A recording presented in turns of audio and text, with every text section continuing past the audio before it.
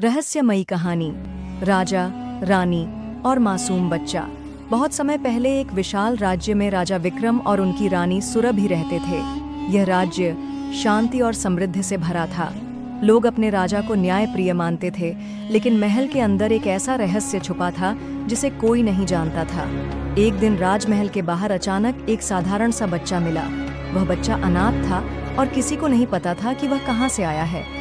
रानी को उस पर दया आई और उन्होंने उस बच्चे को महल में रख लिया। रानी उसे अपने पुत्र की तरह चाहने लगी। धीरे धीरे बच्चा बड़ा होने लगा।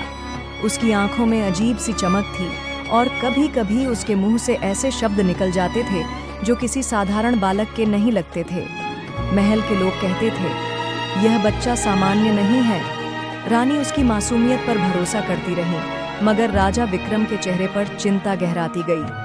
वह अक्सर गुप्त कक्ष में जाकर प्राचीन ग्रंथ पढ़ते रहते थे।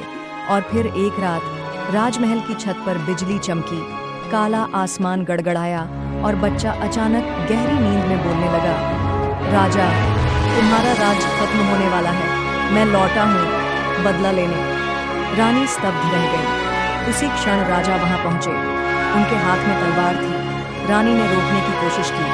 महाराज, यह तो बस एक बच्चा है। लेकिन राजा की आंखों में आंसू थे। उन्होंने कहा, रानी, यह बच्चा नहीं, 100 साल पहले मरा हुआ मेरा ही बड़ा भाई है, जिसने राज्य हड़पने के लिए मुझे श्राप दिया था कि वह जन्म जन्मांतर तक लौटेगा और मेरा वंश मिटा देगा।